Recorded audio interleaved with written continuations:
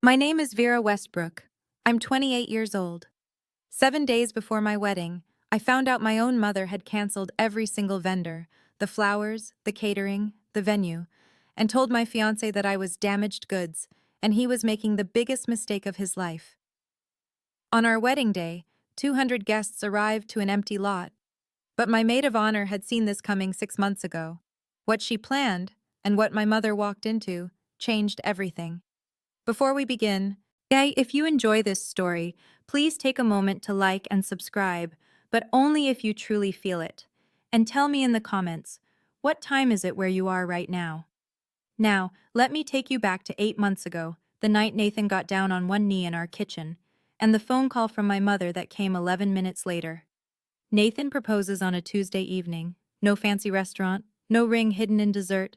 He just stands in our tiny kitchen in Ridge Hill, Georgia, holding a ring he saved 7 months for and says, "I don't have a speech. I just know I want every morning to start with you." I say yes before he finishes the sentence. We sit on the kitchen floor afterward, my back against the cabinets, his arm around my shoulder, and I keep turning my hand under the light, watching the small diamond catch it. For 11 minutes, the world is exactly right. Then my phone rings. Mom. I pick up, still smiling. Mom. But Nathan just, where are you having it? No congratulations, no gasp, no, oh, honey. The wedding, she says. Where's the venue? I need to know now. I glance at Nathan. He tilts his head, listening. We haven't decided anything yet, Mom. He literally just, well, you need to start deciding. These things book out a year in advance. I'll handle the calls. I should explain something. My whole life, every decision I've ever made has passed through my mother first. Which college? Like which major? Which apartment? When my father died, I was 19. She pulled me close at the funeral and whispered, "It's just us now. You're all I have." And from that day, saying no to her felt like abandoning a widow. So when I tell her we want to plan it ourselves, she goes quiet. 4 seconds. I count them. Fine, she says. I understand. You don't need me anymore. My chest tightens. The old guilt, the one she installed like software when I was a child, boots up instantly. No, Mom. Of course I need you. I want you to help. I hear her exhale, satisfied. Nathan watches me from across the kitchen. He doesn't say anything, but his jaw shifts, just slightly, the way it does when he's holding something back. I didn't know it then, but that phone call was the first move in a game my mother had been waiting to play. 3 months after the engagement, my mother has taken over everything. It happens gradually, the way water rises in a basement. By the time you notice, now it's already at your ankles. First, she offers to make a few calls to vendors because I'm busy teaching third grade. Then she starts showing up to tastings without telling me. Then she changes my contact info on the florist's account to her own number. I wanted wildflowers, sunflowers, lavender, baby's breath, loose and messy and alive. My mother orders white roses. For elegance, she says. You'll thank me. I wanted BBQ, pulled pork, cornbread. Can't serve barbecue at a wedding. Vera can't serve barbecue at a wedding, Vera. People will talk. I wanted the seating chart to put Nathan's family up front. She rearranges it so her friends fill the first 4 rows. When I push back, gently, the only way I know how, she cries. Right there in our living room, dabbing her eyes with a tissue she already had in her hand. I'm just trying to make this beautiful for you. Your father would have wanted it this way. And I fold. Every time. Nathan starts spending longer hours in his workshop. He doesn't complain. But I catch him standing at his workbench sometimes, not building anything, just staring at the wall. One evening, Rachel, my maid of honor, my best friend since 8th grade, comes over for the first rehearsal dinner planning. She watches my mother rearrange the centerpiece samples I'd chosen, but replacing everyone. Rachel doesn't say anything to Diane, but later at the door she grabs my arm. I need you to trust me on something. Don't ask questions yet. I laugh nervously. What do you mean? She just squeezes my hand and leaves. I didn't understand. Not then. 2 months before the wedding, my mother invites Nathan to lunch. Just the two of them. She says it's to talk family things. I think it's a good sign. But Nathan comes home that afternoon and sits down across from me at the kitchen table. He folds his hands. He's careful with his words. He always is. But I can see the tension in his shoulders. Your mother told me you had a breakdown in college. My stomach drops. She used the phrase damaged goods. I stare at him. The room tilts. She said, "My daughter needs someone who can handle her. Can you? Really?" I open my mouth, but nothing comes out. Because yes, after my father died, but I went through a dark stretch my sophomore year. I saw a counselor. I worked through it. It wasn't a secret, but it wasn't ammunition either. My mother turned it into ammunition. "What did you say?" I whisper. Nathan looks at me steadily. I said, "I don't see damage. I see someone who survived you." Something cracks open in my chest. Not pain. Something warmer. "She left after that," he says. "Didn't finish her iced tea." 20 minutes later, my phone rings. "Mom. Nathan disrespected me at lunch." "Mom, he's isolating you from your family, Vera. That's what men like him do. Carpenters. Blue collar. No ambition." "He builds furniture with his hands, Mom." "Your father was an accountant." "Dad is gone." Silence. Then very quietly, "Don't you dare throw that at me." She hangs up. I sit in the kitchen holding my phone, caught between two versions of the truth. My mother's, where she's protecting me, and the real one, where she's trying to make sure I never leave. I didn't know it yet, but this was only the first step in her plan. The rumors start small. 6 weeks before the wedding, I walk into Patty's hair salon on Main Street for my regular trim. Patty, who's done my hair since I was 14, sits me down and leans close to the mirror. "Honey, are you okay? Your mama stopped by yesterday, said things aren't going well at home." I blink. What did she say exactly?" Patty hesitates. "Just that you've been struggling, that Nathan might not be the right fit."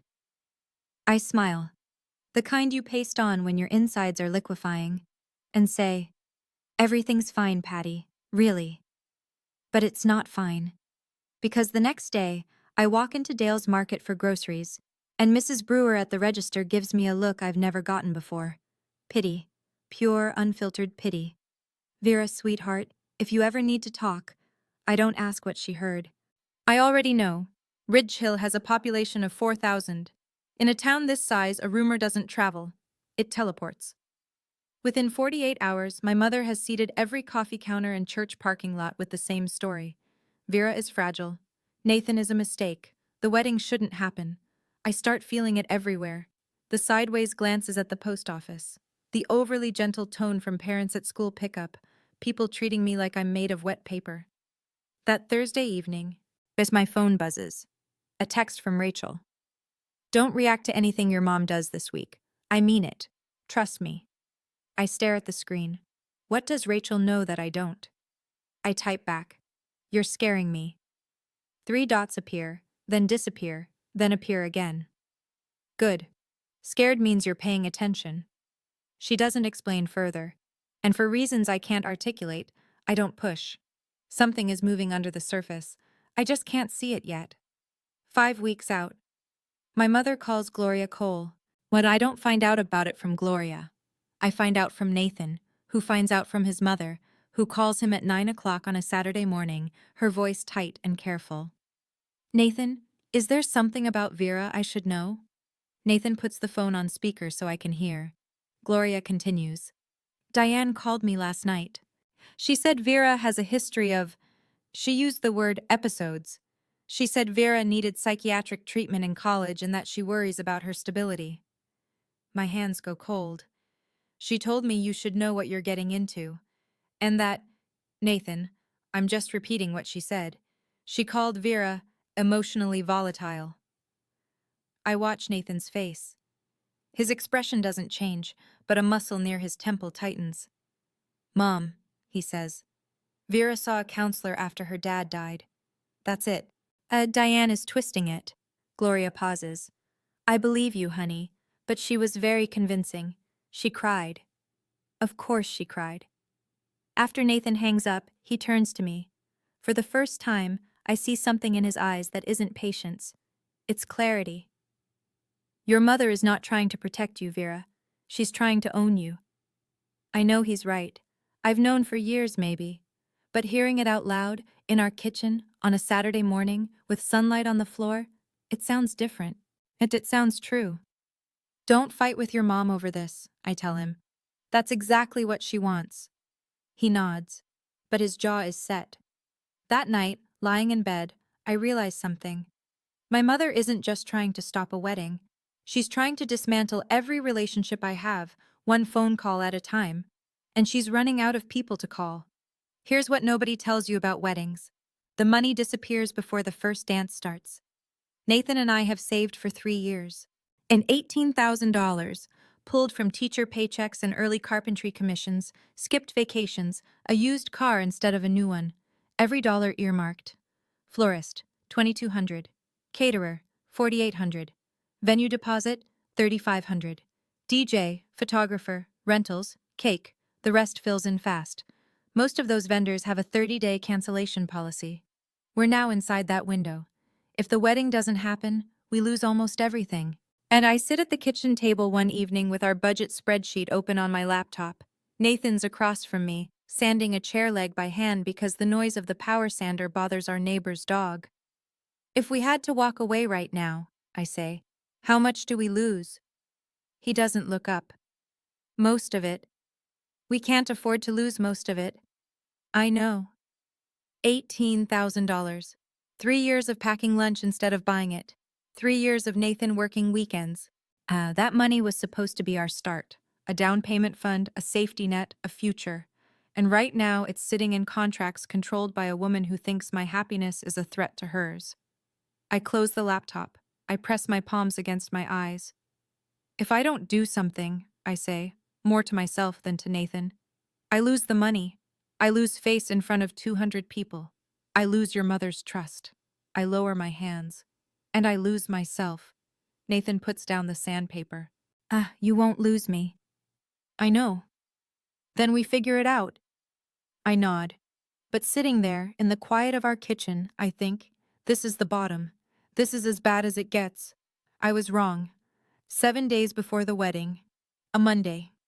I'm grading papers at my desk during lunch when I decide to call the florist. Just a quick confirmation. Routine. The phone rings twice. Magnolia Florals, this is Dawn. Hi Dawn, it's Vera Westbrook, just checking in on our order for Saturday. A pause. Too long. Ma'am, that order was canceled 3 days ago. The pencil in my hand stops moving. Excuse me? Your mother called. She said the wedding was off. I hang up. My fingers are shaking, but I dial the caterer. Ms. Westbrook, yes, we received the cancellation Thursday. Your mother said... I hang up again. I call the venue. I'm sorry, Ms. Westbrook. Mrs. Diane Westbrook called and canceled the reservation. She said the family had decided... I don't let her finish. I sit at my desk, staring at my phone, and I feel the ground beneath me dissolve. Not crack. Dissolve. Like sand under a wave. I call my mother. She picks up on the first ring, as if she's been waiting. Mom, you canceled my wedding. I canceled a mistake. That was not your decision. Everything about you is my decision, Vera. I grip the edge of my desk. I raised you, she says, her voice flat and even. I fed you. I buried your father alone. This wedding? Yo, it's mine to give or take. Something shifts inside me. Not anger, not yet. Something colder. Something that has been sleeping for 28 years and just opened its eyes. No, I say. It isn't. I hang up. My hands are still shaking, but my voice was steady. And that surprises me more than anything my mother just said. The room is very quiet. 22 third graders are at recess, and I'm sitting alone with the wreckage. I don't remember driving home, and I remember the kitchen floor, the cold of the tile through my dress, the way the afternoon light made a rectangle on the wall that moved so slowly it felt like time had thickened. I'm not crying. That's the strange part. I'm just sitting there, my back against the dishwasher, my bag still on my shoulder, staring at nothing. Nathan finds me like that when he comes in from the workshop, sawdust on his forearms. He looks at me and doesn't ask what happened. Yet he just sits down next to me on the floor, close enough that our shoulders touch. 10 minutes pass, maybe 15. The refrigerator hums. She canceled everything, I say finally. Every vendor, all of them. He doesn't flinch. When? 3 days ago, behind my back. His hand finds mine. His palm is rough and warm. She told me this morning it was hers to give or take, I say. The wedding, our wedding, she said it belongs to her. Nathan is quiet for a moment. Yes then, we'll figure this out. 7 days, Nathan. No florist, no caterer, no venue, no money for replacements. I know. My mother wants me to fail. The sentence sits in the room like a living thing, the first time I've ever said it out loud. Nathan pulls out his phone. I'm calling Rachel. He dials. Rachel picks up. Nathan gives her the short version. Vendors canceled. Diane responsible. 7 days. Rachel listens. I can hear the silence on her end. Not the silence of shock. Oh, call. Nathan and I look at each other, call. Nathan and I look at each other. Don't call any vendor, Rachel says. Don't call your mother. I need 48 hours. That same night, after I've fallen into something that isn't quite sleep on the couch, Nathan's phone rings. He's in the kitchen. I hear him answer, hear his voice drop low. I don't move. Later, much later, he tells me what happened, as my mother called him at 10:47 p.m. She had a breakdown in college. Did she tell you the full story? Nathan says nothing. She couldn't get out of bed for 3 weeks. She missed finals. I had to fly up and bring her home. Still nothing. She can't handle stress, Nathan. She'll fall apart. You'll be the one picking up the pieces. He lets her talk. Walk away now, she says. Save yourself. You seem like a decent man. Don't let her ruin your life. Nathan reaches across the counter and taps a button on his phone. Record. Georgia is a one-party consent state. He knows this because his buddy Marcus told him once after a contractor tried to cheat him on a job. Is that everything, Diane? He says calmly. I'm trying to help you. Noted. He hangs up. He saves the file. He doesn't tell me that night. He can see I'm barely holding together, and one more blow might crack the foundation. The next morning, he drives to Rachel's apartment before work. He hands her his phone, the recording queued up. Rachel listens. Her face doesn't change. When it ends, she looks at Nathan and says, This is exactly what I needed. Nathan asks, What are you planning, Rachel? She taps the phone against her palm. Insurance. He waits. The kind your mother-in-law can't cancel. She doesn't elaborate. And Nathan, because he's Nathan, trusts her the same way I do, completely. And Rachel told me to wait 48 hours. Those were the longest 48 hours of my life. But I didn't know yet that she had been preparing for this moment for 6 months. 5 days before the wedding. Rachel shows up at our door carrying a manila folder thick enough to prop open a window. She sits at our kitchen table, the same table where Nathan proposed, where I learned about the cancellations, where every turning point of this year has happened, and opens the folder. I need to tell you something, she says, and I need you to let me finish before you react. I nod. The day your mom volunteered to handle the wedding, 6 months ago, I started making backup plans. I stare at her. 6 months? Do you remember your college graduation? I do. My mother arrived 40 minutes late, started an argument with my roommate's parents over parking, and spent the reception telling everyone that my education degree was a waste, and I should have gone into business. I cried in the bathroom. Rachel held my hair back. I made a promise to myself that day, Rachel says. She would never ruin another milestone for you. She pulls out a printed contract. Elmwood Garden Estate, a private garden property 12 minutes from downtown Ridge Hill, owned by a woman named June Whitfield, a friend of Rachel's from event planning. The contract is signed, Rachel's name, dated 6 months ago, a $2,000 deposit, Rachel's own money. You spent your own money? My voice cracks. You'd do the same for me. I look at the date on the contract, 6 months. She started this the same week my mother took over the vendor calls. Rachel saw it coming before I did, before anyone did. Nathan leans against the counter, arms crossed. He's staring at Rachel like she just walked through a wall. I didn't do this because I hate your mother, Rachel says. I did this because I love you. I don't have words.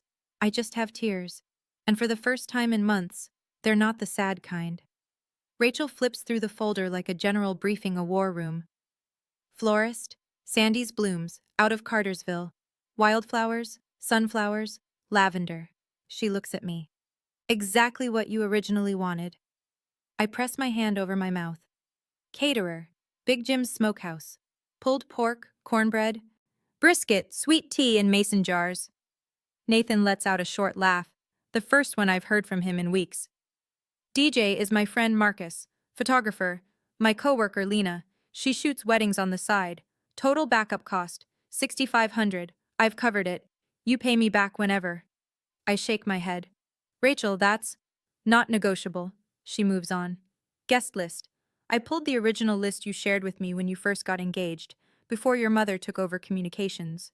At 200 names, phone numbers, emails. I have a separate contact database for every single one. She explains the plan. The morning of the wedding, she'll send a mass text and make personal calls to the 15 most important guests. Nathan's family, my Uncle Tom, closest friends. The message?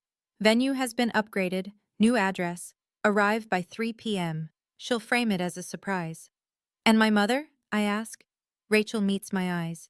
She gets the original address. Only the original address. The room goes quiet. I also called someone else, Rachel says, her voice careful now. Maggie Coulter, WRDG-TV. The news? Local interest piece. Best friend saves wedding, a community love story. Maggie doesn't know the details about your mom. She just knows it's a feel-good segment. I hesitate. A camera crew feels like a step I can't take back. Rachel reads my face. You don't have to decide now. But Vera, your mother put this on Facebook. She made it public first. This is just the truth catching up. Part of me feels guilty. The other part, the part my mother had been silencing for 28 years, feels something I haven't felt in a long time. Relief. I don't sleep that night. I lie in bed, Nathan breathing slow and steady beside me, and I run the film of my life backward. Every birthday my mother made about herself, the year she announced her hip surgery at my sweet 16. Every achievement she diminished. Teaching is nice, but it's not a career. Every boyfriend she drove away before Nathan, calling each one not good enough until I believed I was the problem. And my father. The last thing he ever said to me, 3 days before the heart attack, standing at the kitchen sink in the house I grew up in. Don't let anyone shrink you, Vera, not even me. I didn't understand then. I think I do now. At 6 a.m., I call Rachel. Let's do it. You're sure? I'm sure. Good. I'll activate everything today. I hang up and make one more call. Uncle Tom, my father's younger brother. Retired Army, manages a warehouse in the next town over. He's been in my life since birth, but keeps his distance from my mother's orbit. Smart man. Uncle Tom, I need to ask you something. Shoot. Will you walk me down the aisle? The line goes quiet. I hear him clear his throat. When he speaks, his voice is rough. Your daddy would be so proud, Vera. I press the phone to my chest after we hang up. I sit on the edge of the bed and breathe. Here is what I do not do. I do not call my mother. I do not explain. I do not beg. I do not negotiate. For the first time in 28 years, I choose silence. Not the silence of submission. The silence of someone who has finally decided. 4 days until the wedding, and my mother still thinks she's won. I've thought about it a lot since then. Why my mother did what she did. Was it hate? Was it fear? Was it something broken inside her that couldn't stand to see me whole? I still don't have a perfect answer, but I'm curious. If you found out your own mother had canceled your entire wedding, what would you do? Would you confront her? Would you go silent like I did? Would you do something else entirely? Tell me in the comments. I'd really like to know. And now, back to 4 days before the wedding. 4 days before the wedding. A Thursday. I'm standing in the hallway outside my classroom at Ridge Hill Elementary, refilling my water bottle at the fountain, when I hear her voice. Not on the phone this time. In person. In my building. I'm here to check on my daughter. I look up. My mother is standing at the end of the hallway, speaking to the front desk volunteer loud enough for every open classroom door to hear. She's been unstable. I'm worried she'll have another episode. Mrs. Patterson, the 5th grade teacher, steps into her doorway. Mr. Gaines, the custodian, freezes mid-sweep. 2 parents waiting for a pickup conference turn to stare. My face goes white. I can feel it drain.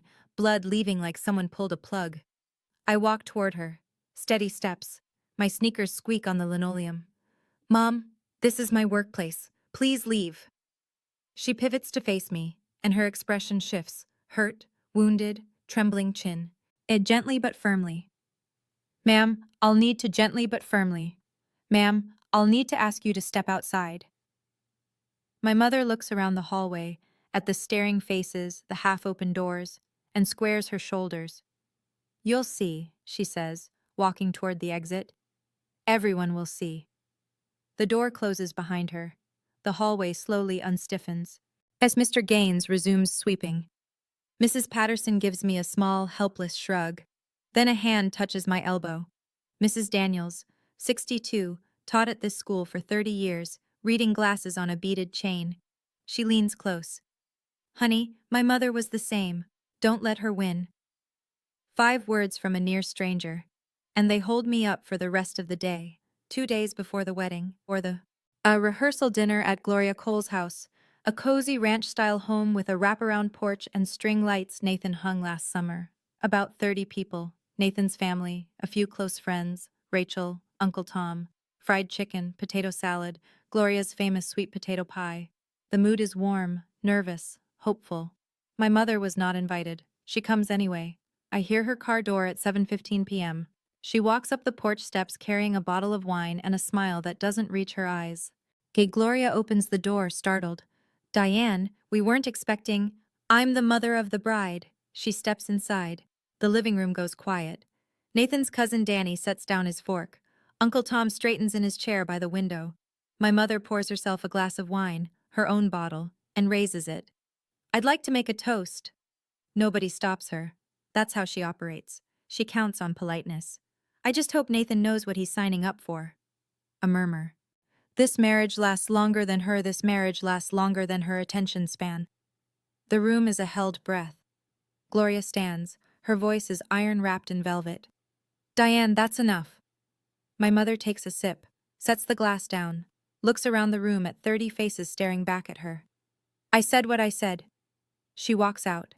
The screen door slaps shut behind her. Silence. Then Nathan's hand finds mine under the table. He squeezes. I squeeze back. Gloria crosses the room and bends down next to my chair. Her eyes are wet. She whispers, I'm sorry I ever doubted you. And then, quieter, you are welcome in this family, Vera. Always. One day before the wedding, Friday evening, I'm folding napkins at Rachel's apartment.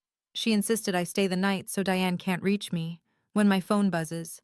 A screenshot from my coworker Jenny. As it's a Facebook post, my mother's account. Please pray for my daughter. She's rushing into a marriage against medical advice. I've done everything I can. A mother's heart is broken. Against medical advice. I read it 3 times. Each time the words rearranged themselves into something uglier. There is no medical advice. There is no doctor who said don't get married.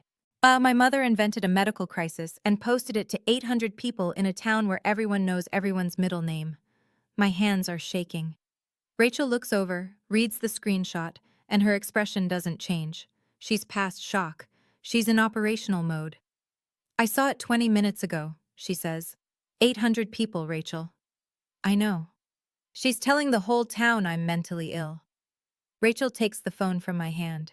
Not roughly, like a nurse removing something that's hurting a patient. Don't respond. Tomorrow, the truth will speak for itself. Nathan calls from our house. He saw it too. I'll drive over. Stay, I say. I'm okay. I'm with Rachel. You sure? I'm sure. He pauses. No more screens tonight, Vera. I agree. Rachel takes my phone and puts it in a kitchen drawer. She makes chamomile tea. We sit on her couch, not talking much, just breathing in the same room. I lie in Rachel's guest bed that night, eyes open, staring at the ceiling fan turning slow circles. Tomorrow will be different. I'm not scared anymore. Something has shifted, quietly, like a key turning in a lock. For the first time, I can see clearly, more clearly than I've ever seen in my life. Saturday morning, wedding day, 6 a.m. I wake up in Rachel's guest room to the sound of her already on the phone.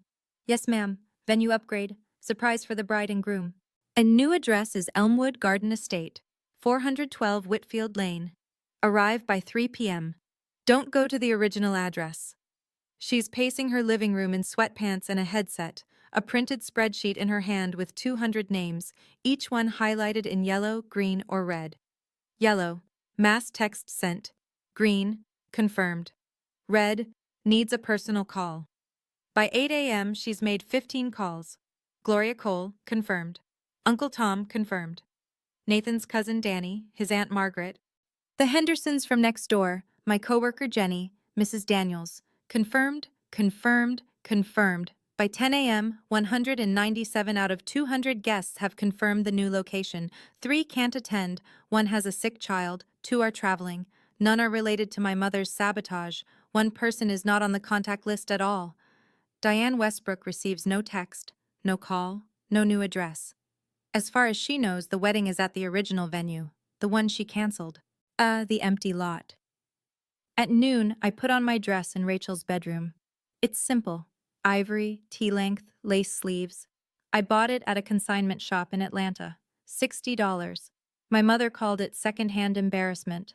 I call it mine. Uncle Tom arrives at 1:30 p.m. He's wearing a gray suit, polished shoes, eyes already red. He sees me and stops in the doorway. Lord Vera, you look like your daddy on his wedding day, stubborn and beautiful. Rachel checks her watch, checks her list. Looks at me. Ready? I smooth my dress. I take a breath. I've been ready for 28 years. For the first time, my wedding feels like mine. Elmwood Garden Estate sits at the end of a gravel lane lined with pecan trees. There's a white wooden gate, open wide. Beyond it, a rolling lawn edged with wildflower beds, sunflowers, lavender, baby's breath. The flowers I chose, the flowers my mother erased. Rachel brought them back. Fairy lights are strung between 2 ancient live oaks, swaying just enough to make the light shimmer. Wooden chairs line a center aisle, chairs Nathan built himself over the last year, one every weekend, stacked in his workshop, where I thought he was just staying busy. He was building our wedding without me knowing. The BBQ pit is already going. Big Jim himself, in his denim apron, tends the smoker. Pulled pork, cornbread, sweet tea in mason jars, just like I dreamed. Guests start arriving at 2:30. They step through the gate and stop. And almost every one of them stops. Some press their hands to their chests. Some laugh in disbelief. Mrs. Henderson whispers to her husband, "This is better than the original." Gloria Cole walks in, sees the wildflowers, sees the hand-built chairs, sees the fairy lights catching the Georgia afternoon sun. She finds me near the garden trellis and wraps her arms around me. Tight, real. "This is what your wedding was always supposed to look like." Maggie Coulter from WRDG-TV arrives quietly with her cameraman. They set up off to the side. Unobtrusive, professional. Rachel briefs them. A heartwarming story about friendship and community. That's all they need to know for now. Old Mrs. Freeman, my neighbor since childhood, 81 years old, Sunday hat and all, finds me and takes both my hands. "Your daddy is watching, sweetheart. I know it." I believe her. 200 chairs, 197 guests, and the only person missing is the one who tried to make sure none of this would exist. 3 o'clock. The afternoon light turns gold. Uncle Tom takes my arm at the end of the aisle. His grip is firm, military firm, but his hand is trembling. "Slow steps," he murmurs. "Make it count." The music starts. Not a grand orchestral piece, just a guitar. Rachel's friend Caleb sitting on a stool under the live oak, and playing a finger-picked version of the song Nathan and I danced to on our first date in his workshop, sawdust still on the floor. I step forward. 200 faces turn. Some are smiling. Some are already crying. Gloria Cole holds a tissue to her nose. Mrs. Daniels nods at me from the 3rd row. Small, steady, certain. Nathan stands at the end of the aisle. His hands are clasped in front of him. His eyes are red and he's not hiding it. He's never hidden anything from me. As Uncle Tom delivers me to Nathan, shakes his hand and says, "Take care of her, or answer to me." Nathan nods. "Yes, sir." The officiant, Nathan's college friend David, ordained online last month specifically for this, keeps it simple. Short readings, no sermon, then the vows. Nathan goes first. His voice breaks once, on the word home. My turn. I don't read from a card. I look at him and say what I've been holding for months. I choose you.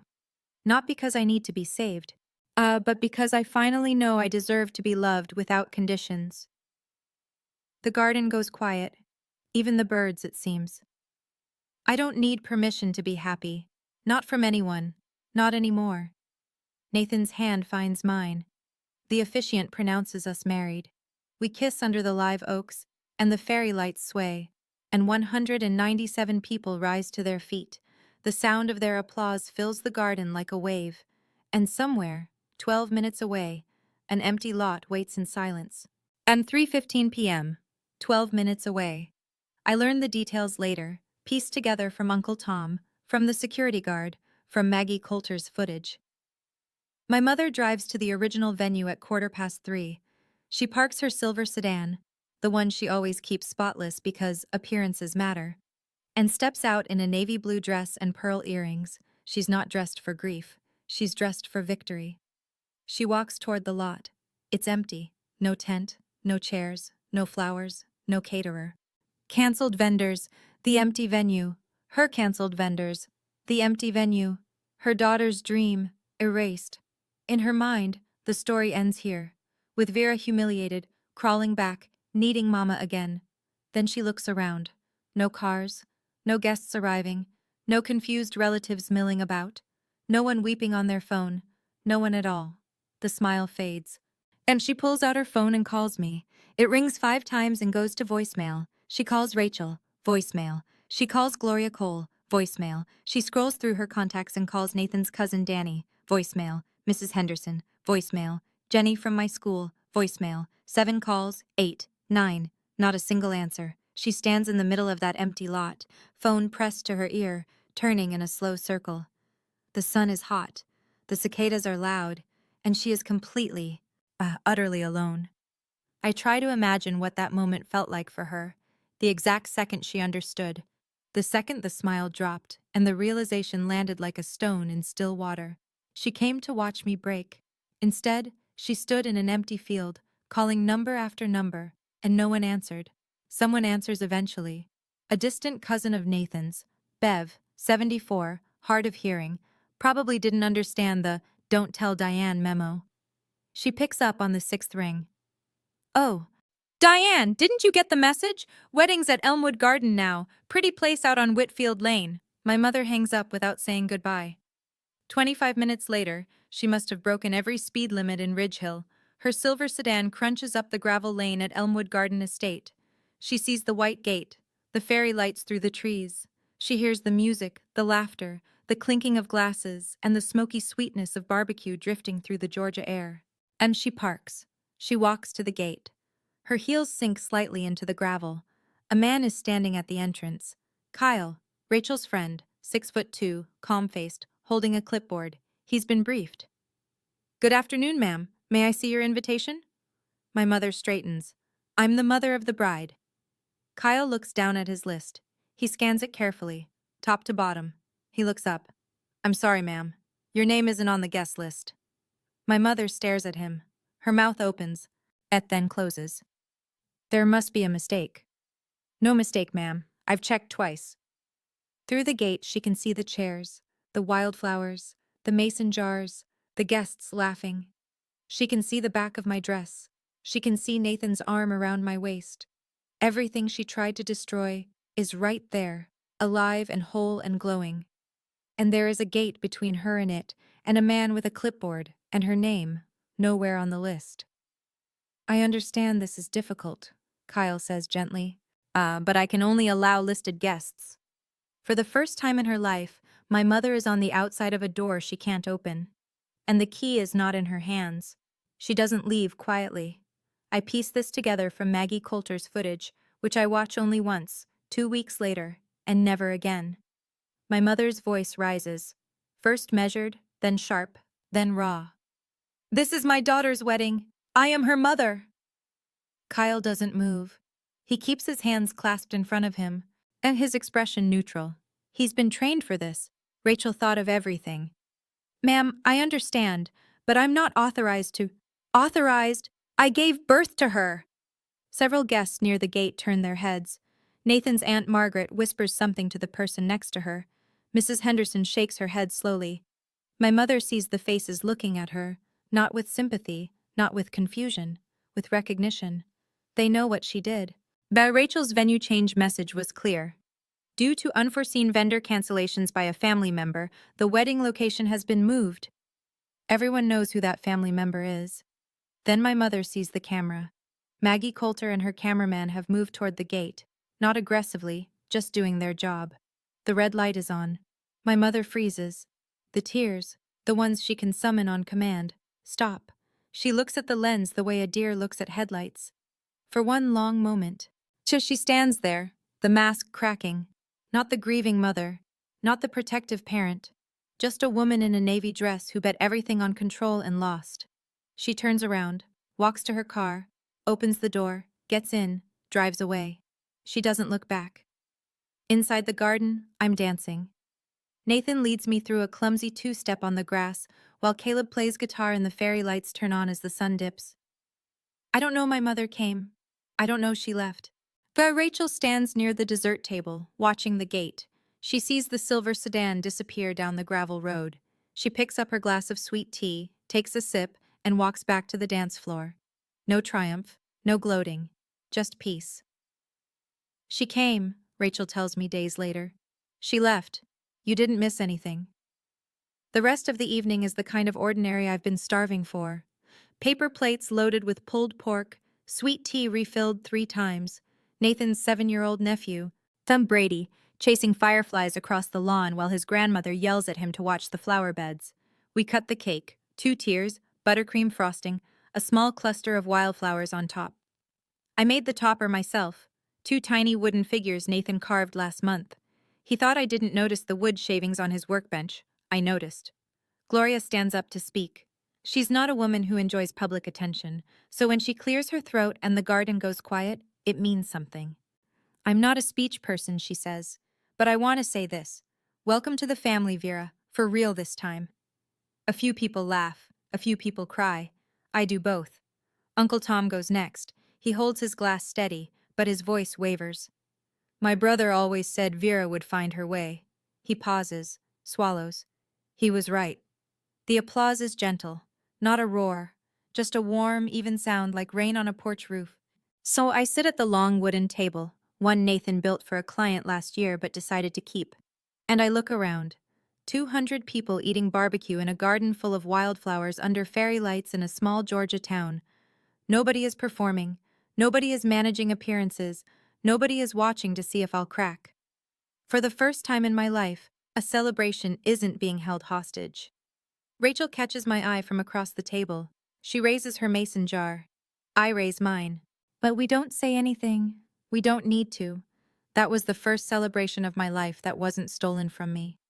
Later that night, after the last guest has gone and the fairy lights are still blinking softly in the empty garden, Nathan and I sit on the porch steps at our house. My shoes are off. His tie is loose. The night air smells like jasmine and leftover smoke. There's something I need to show you, he says.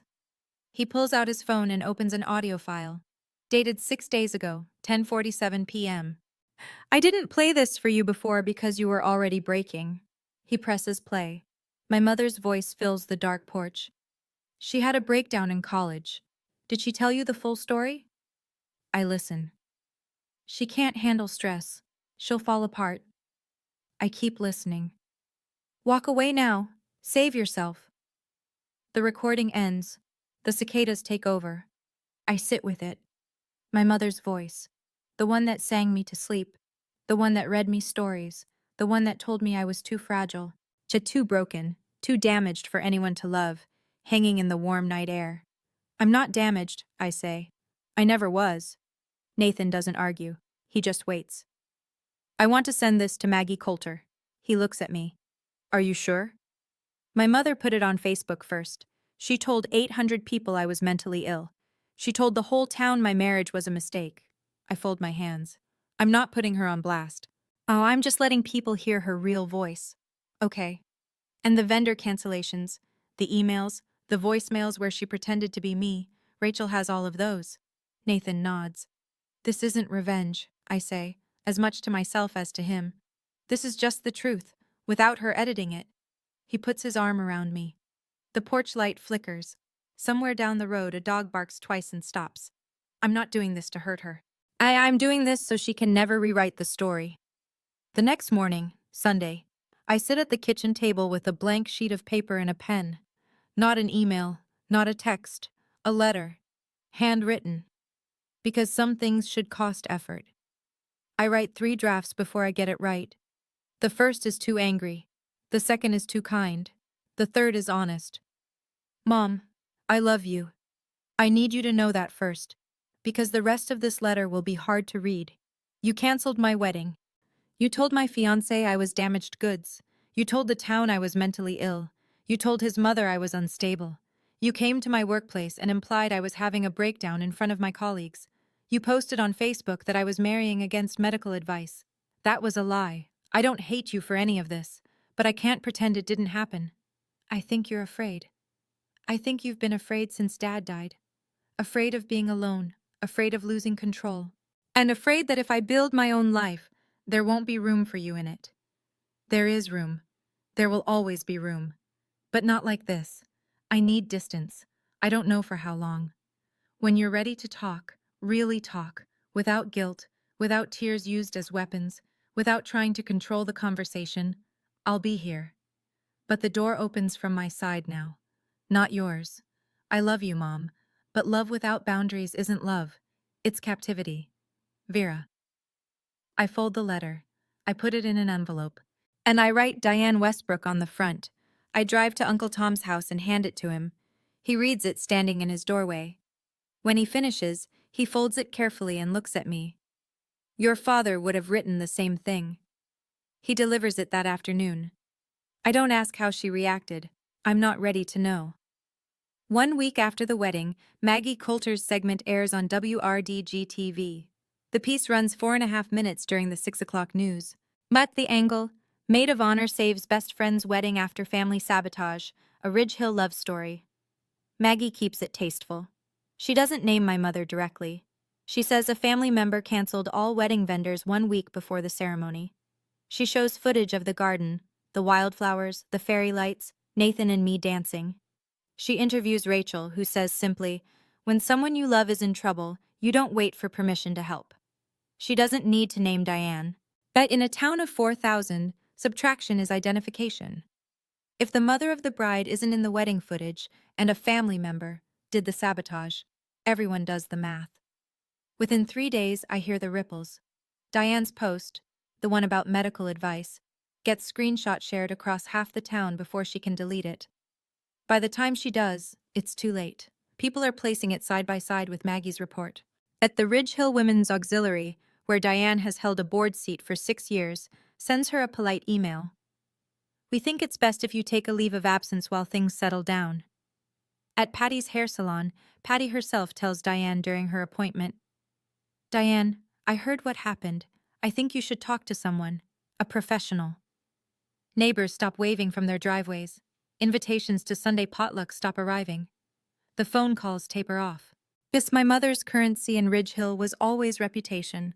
The devoted widow, the sacrificing mother, the woman who held it all together. That currency is now worthless.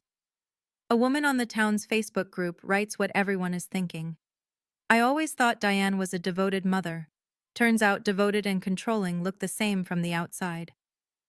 I hear about the next part from Uncle Tom, who checks on my mother because, despite everything, she's still his late brother's wife.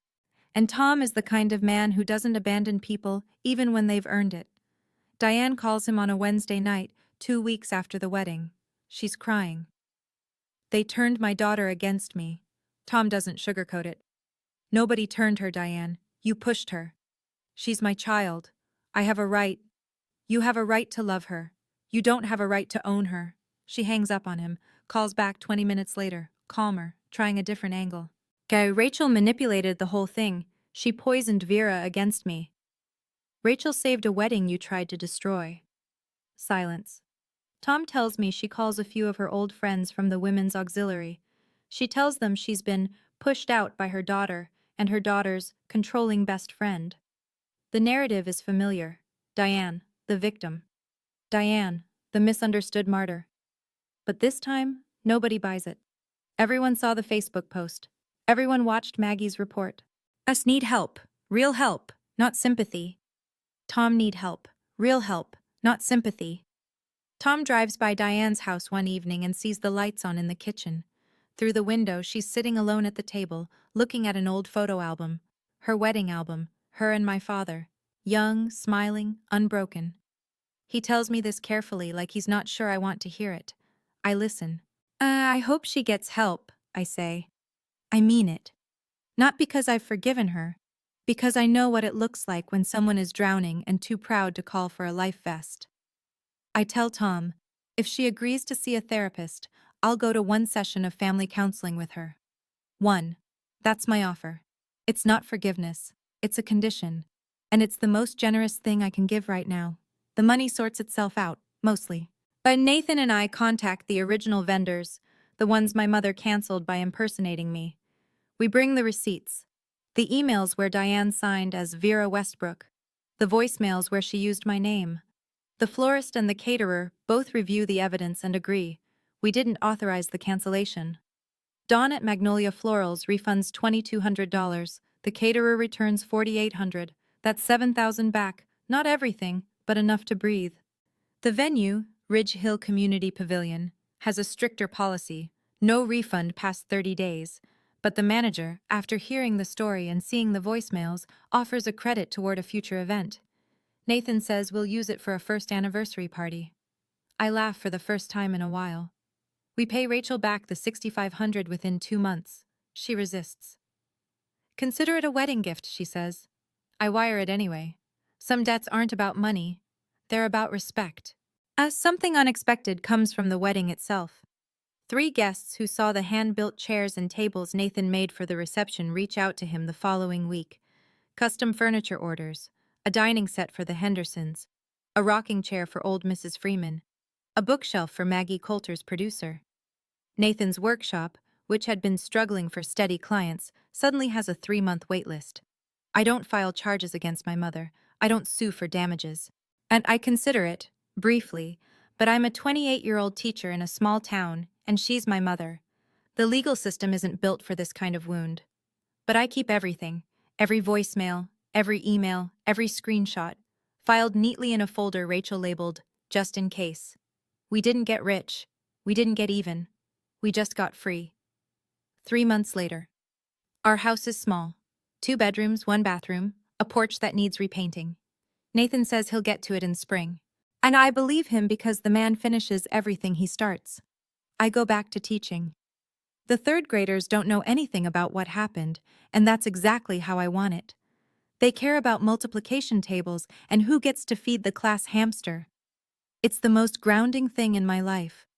Mrs. Daniels, the teacher who whispered, "Don't let her win" in the hallway that day, starts leaving a cupcake on my desk every Friday. She never mentions why. I never ask.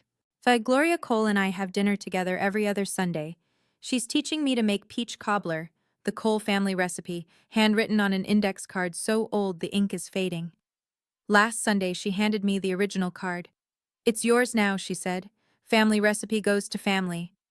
I taped it inside our kitchen cabinet, next to a photo of Nathan and me at Elmwood. I haven't spoken to my mother directly. Uncle Tom is the bridge. He tells me she started seeing a therapist. Went twice. Quit. I went back. Quit again. Then went back a 3rd time. "She's trying," Tom says on the phone one evening. Slowly. Slowly is fine, I tell him. I'm not going anywhere. I mean it. The door I described in my letter, the one that opens from my side, is still there. I check on it sometimes, in my mind, the way you check on a plant you're not sure will survive the winter. I don't need my mother to be perfect. I just need her to stop pretending I'm broken. That's the minimum. And for the first time, I'm not afraid to hold it. I want to say something to you directly, not as a character in a story. As me. Vera. I didn't tell you all of this so you'd hate my mother. She's a woman in pain. She lost her husband too young, and she never learned the difference between holding on and holding hostage. Her fear is real. Her grief is real. But her pain doesn't give her the right to destroy my life. And yours doesn't either, whoever yours is. If you have someone in your life, a mother, a father, a sibling, a partner, who uses love like a leash, who makes you feel guilty for being whole, who punishes you for growing, I want you to hear me. You are not ungrateful for wanting air. You are not selfish for saying no. You are not a bad daughter or a bad son for building a life that doesn't orbit their anxiety. Boundaries are not walls, they're doors, and you get to hold the key. I didn't plan a revenge. I didn't scheme. And I was lucky. I had Rachel. I had Nathan. I had Uncle Tom and Gloria and Mrs. Daniels and 200 people who showed up at a backup garden on a Saturday in Georgia because someone sent them a text that said, "Trust me." If you don't have a Rachel, if there's no one in your corner right now, then be your own Rachel. Make a plan, not a plan for revenge, a plan for your future, a plan that protects the version of yourself your mother or father or whoever is trying to erase. You deserve to exist without permission. I know, because I spent 28 years waiting for permission, and the day I stopped asking was the day my life actually began. I've asked myself so many times since then, if Rachel hadn't made that backup plan, what would have happened? Would I have been strong enough to stand on my own? Honestly, I'm not sure. So I want to ask you, do you have a Rachel in your life? Someone who protects you before you even know you need protecting? Or are you someone's Rachel, the one holding the backup plan together while they fall apart? Tell me in the comments. I'd really love to hear your story. Now, let me tell you how this ends. 6 months after the wedding. I come home from school on a Tuesday afternoon. There's a piece of mail on the porch. Not in the mailbox, on the porch. Hand-delivered. A cream-colored envelope with no return address, my name written in handwriting I'd recognize in the dark. As I open it, standing in the doorway, no letter inside, no words, just a single pressed wildflower. A black-eyed Susan, flattened and dried between two sheets of wax paper. I hold it for a long time. A wildflower. The flower I chose for my wedding. The flower my mother replaced with white roses. The flower Rachel brought back. I don't know if it's an apology. I don't know if it's a goodbye. I don't know if she pressed it from her own garden or bought it somewhere or picked it from the roadside ditch out on Route 12 where black-eyed Susans grow wild every summer. I don't call her. I'm not ready. Maybe she's not ready either. I carry the flower inside and place it on the bookshelf, leaning against our wedding photo. Nathan and me under the live oaks, fairy lights in the background, wildflowers everywhere. My mother didn't say anything. And maybe that's the kindest thing she's done in years. Nathan comes in from the workshop, sawdust on his forearms. He sees me standing at the bookshelf. "You okay?" "Yeah." I turn around. "I'm good." Through the kitchen window, the late afternoon sun pours across the backyard. I can hear the rhythm of Nathan's table saw starting up again, the neighbor's dog barking, a mockingbird somewhere in the pecan tree. My name is Vera Westbrook Cole. I'm 29 now, and for the first time, my life is mine. Thank you for staying with me until the very end. If this story touched something in you, please hit like and subscribe. Not because I asked, but because you want to hear more stories like this one. Down in the description, I've linked another story I think you'll connect with. About a woman whose in-laws shut her out for 5 years, until one Thanksgiving dinner changed everything. It's a good one. And wherever you are right now, whatever your version of Ridge Hill looks like, I hope you find your Elmwood garden. See you in the next one.